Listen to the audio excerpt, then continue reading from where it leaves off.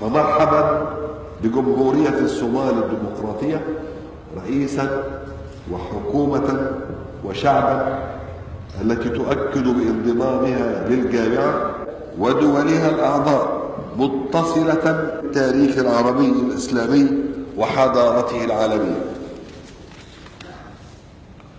ولقد كان مفترضا أن يتم هذا الانضمام منذ وقت طويل تحقيقا لرغبات شعبنا الذي ظل ينادي بها، احتفاء بانضمامنا إلى الجامعة بالنيابة عن إخواننا المندوبين وعن البلدان الشقيقة التي يمثلونها.